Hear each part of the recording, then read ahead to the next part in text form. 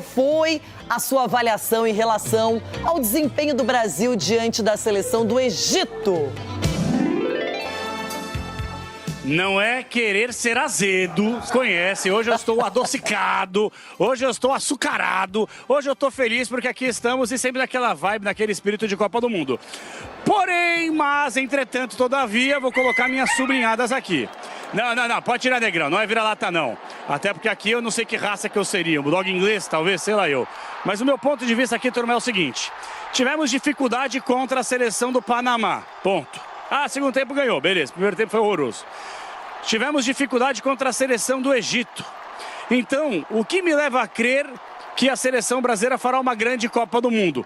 A Copa do Mundo, porque Copa do Mundo é diferente. A gente sabe que os jogadores, eles tiram um pouco o pé, eles não vão à vera, porque infelizmente tivemos vários cortes na seleção brasileira de alguns meses pra cá, desde Militão, Estevão, agora infelizmente o Wesley. Porém, eu acho que os meus amiguinhos aí no estúdio, vocês vão ter que dar a mão à palmatória e vocês vão ter que concordar comigo.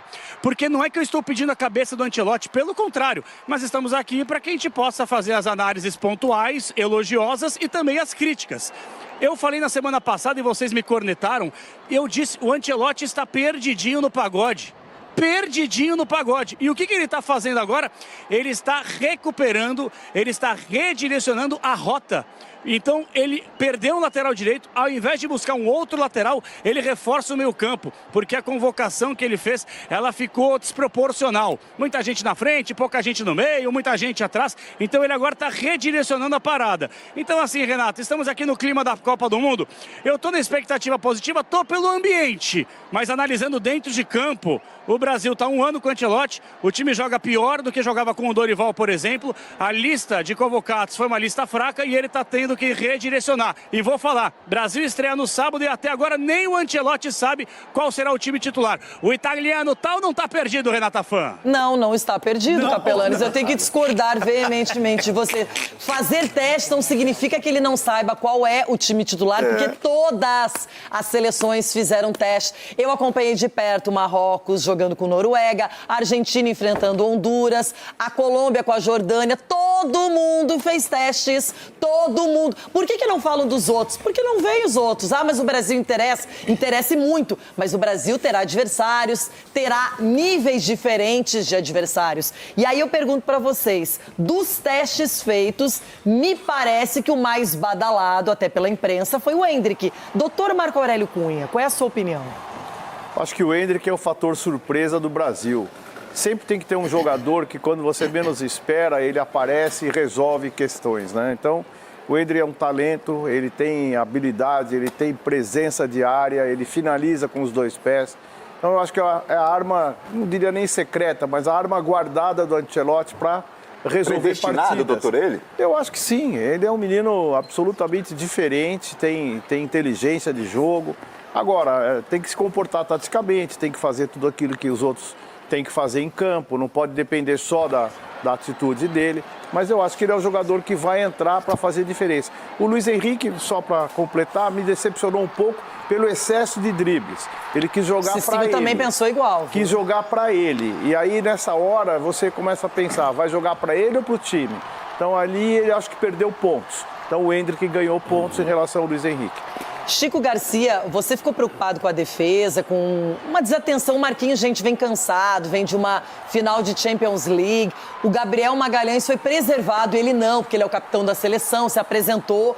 Eu acho que pode ter isso, mas é bom que foi em amistoso e não deverá acontecer na Copa do Mundo. E aí eu também não vou problematizar tanto assim, eu acho que tem a ver até com entrosamento, né? No PSG ele está acostumado a dar esse tipo de passe, é óbvio que ele foi curto, não tinha uma proteção, a gente tinha uma defesa mexida, claro que é um erro individual que custou caro e que bom que foi no amistoso, mas também o que me preocupa não é o Marquinhos, não é o Gabriel Magalhães, são as nossas laterais, embora o Ibanhas eu acho até que tenha feito um jogo muito correto, como zagueiro, né, e pode atuar pela lateral. Depois o Danilo entrou e também deu conta do recado.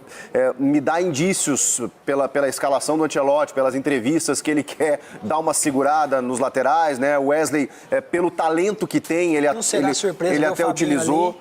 O Fabinho, não sei, porque ele coloca o Ibañez e o Danilo, ele não colocou o Fabinho ali ainda, embora possa fazer, e acho até que entrou muito bem no meio-campo o Fabinho. Muito bem. Acho um jogadoraço. E a convocação do Ederson talvez se dê pela estatística dele na Itália, de ser mais um 5 do que um 8. E aí... Que joga nas duas, né? Então, se você trouxer o Andrei Santos, por exemplo, o Andrei não é 5. Então, eu acho que ele quis, dentro da polivalência, né, dentro de uma ideia de que o Ancelotti traz jogadores para muitas funções, o Ederson acho que está nessa cota. Agora, Renata, eu não me preocupo do meio para frente, também não me preocupo. Acho que o Endrick é um cara que está entrando, está decidindo. A gente tem boas alternativas. A defesa, sim, ela ainda gera uma incógnita, um ponto de interrogação, porque a gente não tem uma estrutura conhecida. Ele mexeu muito nas laterais, embora o miolo de zaga é conhecido. Então, se tem uma preocupação, ainda está no sistema defensivo.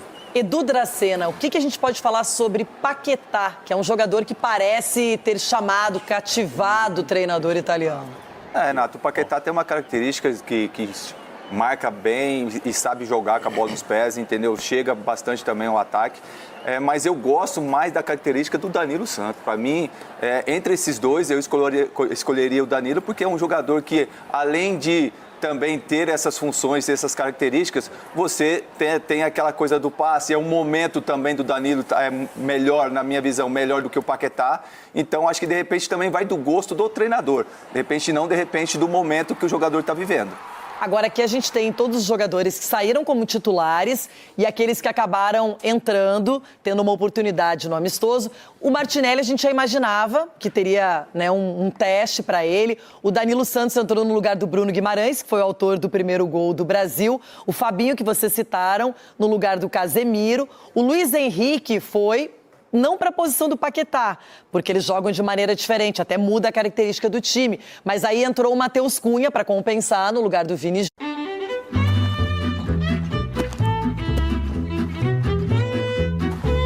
Júnior, e o Endrick, que chamou atenção, fez o gol no lugar do Igor Thiago, que não foi acionado. Gente, a bola não chegava, também teve uma chance e não aproveitou. Aí a gente viu aqui na lateral, ele fez os 2 testes com o Douglas Santos e o Alexandro. O Wesley, contundido, machucado e cortado posteriormente, deu lugar ao Danilo, do Flamengo. E aí na zaga, ele deixou Marquinhos e Ibañez, mas depois testou também o Bremer e o Léo Pereira, e o Everton acabou sendo o goleiro testado no segundo tempo.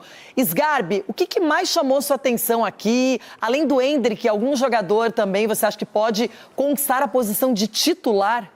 Eu concordo com o Edu em relação ao Danilo. O Danilo é esse jogador que todas as vezes que entrou foi bem. Nesse jogo um pouco mais apagado, porque não apareceu fazendo gol, mas é um cara que sempre entra bem. Na minha opinião também, nessa formação com 3 meias, ele seria meu titular. É curioso que quando a gente fala de teste, vamos olhar para a Espanha. A Espanha vem de 2 empates, que é uma das grandes favoritas. Iraque e próprio Egito, 2 empates. A França vem de uma derrota. Portugal sofreu para vencer o Chile, que é uma seleção, querendo ou não, também mais fraca. Então faz parte. O momento de errar, como o Marquinhos errou o passe, querendo ou não agora. Lógico que o ideal é que não erre, né? Mas errou, o momento é agora. E eu vejo uma situação no segundo tempo, Rê, que até, na minha opinião, é melhor do que nas últimas Copas, porque nós temos jogadores muito rápidos e de muita qualidade para entrar no segundo tempo. Então, quando eu estava precisando entre o Endrick, vamos supor, se não for titular, velocidade, qualidade. O Ryan, que eu queria ter visto mais nesse jogo também, que foi muito bem no amistoso contra o Panamá. Velocidade, qualidade. Luiz Henrique, um cara que sempre na seleção dá conta do recado. Então eu estou confiante principalmente com isso. Eu vejo um elenco muito bom da seleção. E foi o teste final. Agora é a Copa do Mundo, o bicho pega para todo mundo. E eu não vejo todas essas seleções que, nossa, mas a Espanha e a França estão muito à frente em todos os aspectos. Não vejo tanto assim, não. Cicinho, agora o lado contrário. Alguém te decepcionou muito nesse jogo? Você falou do Luiz Henrique, que tentou muito o drible, não é? Mas teve algum jogador que você achou muito apagado, que de repente pode ficar ali, não como primeira nem segunda opção na seleção? Olha, Renata, é assim, o Igor Thiago, ele teve grandes oportunidades e ele é um finalizador, então ele poderia aí ter tido êxito, pelo menos em um dos lances na qual ele saiu na cara do gol, mas é um matador aí, não foi bem nesse jogo. E o que chama sempre a atenção é o Rafinha e o Vinícius Júnior. que são dois jogadores que têm tudo para chamar a responsabilidade, têm a confiança do treinador, desequilibram, eles fazem jogadas diferentes, mas parece que a tomada de decisão final deles acaba sendo precipitada. A gente sabe que é o preço, né, da responsabilidade, também consta essa questão de toda a ansiedade para a estreia, também você dá uma poupada, mas eu ainda espero mais do Vinícius Júnior e do Rafinha, que eles oscilam muito durante a partida. Eles ficam mais apagados do que visível, assim, durante os 90 minutos. Olha, eu acho ainda que se a gente pensar no Rafinha, até com assistência, até apareceu um pouco mais. Mas eu concordo com você, o Vini Júnior, Everton Guimarães, muito apagado. E é um jogador que a gente sempre espera que, na ausência do Neymar, que está fazendo exame hoje, que ainda não está confirmado, que o Vini seja o cara para individualidade, para fazer alguma coisa quando o Brasil não consegue. Já vimos isso em 94, o Romário fazia essa função. E o Vini Júnior tem tudo para brilhar, mas depende dele também, né? Renata, o Vini, eu acho que ele chega no auge da carreira dele a mais uma Copa. A anterior, ele talvez mais jovem, menos rodado. A próxima, ele já vai estar com 30. Então ele chega para mim no auge da carreira dele, no auge físico, técnico e tal. Mas, de fato, é mais um jogo em que ele não esteve bem. O que não quer dizer que você tenha que pegar e falar, não, então se ele não foi bem, vamos colocar no banco, etc. e tal, porque ele é uma realidade, né? Mas eu não sei se tem alguma coisa a ver. Por exemplo, no Barcelona, o Rafinha está caindo mais pela esquerda, deixando o Yamal na direita. Não sei se tem relação na seleção do Rafinha meio que se embolar com ele por ali, mas ele fez mais um jogo que não foi legal. Mas eu ainda acho que essa Copa é a Copa dele, Renato. E aí é achismo diante do que a gente vê ele jogar no Real Madrid, né? Eu acho que essa Copa é a Copa dele. Acho que quando o melão rolar oficialmente ali pela Copa, acho que ele vai desequilibrar. Ele vai ser uma peça muito importante. Mas eu não sei se ele tem se embolado com o Rafinha por ali. Aí é problema do Carlo Ancelotti para resolver. Agora, eu só lamento, Renata, ainda, o papo é o Vini, mas só pegando uma carona, no Igor Thiago não ter convertido as 3 oportunidades que ele teve. Porque era um jogo para ele resolver, era um jogo para ele ganhar confiança. E embora eu entenda que ele não tenha perdido confiança pelas bolas que ele perdeu, pelos gols que ele perdeu, pelos lances em que ele teve dificuldade até para dominar, me pareceu claramente um pouco mais nervoso, ansioso ali.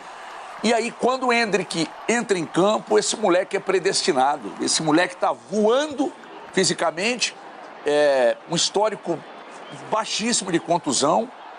É uma frieza na frente do gol impressionante. E aí fica difícil você não pensar no Endrick de titular. Eu estou com o Edu Dracena. Enfim, eu acho que foram as 3 questões que mais me chamaram a atenção, né? O vacilo do Marquinhos acontece, mas não pode num jogo de Copa, né? Mas para mim o erro ali foi do Casemiro. A BetMGM agora tem pagamento antecipado e funciona assim. O jogo que você apostou começou e o time que você fez o palpite... É complicado, hein? Agora a gente vai falar sobre o amistoso do Brasil e mais seleção brasileira. Tá aí, torcedor.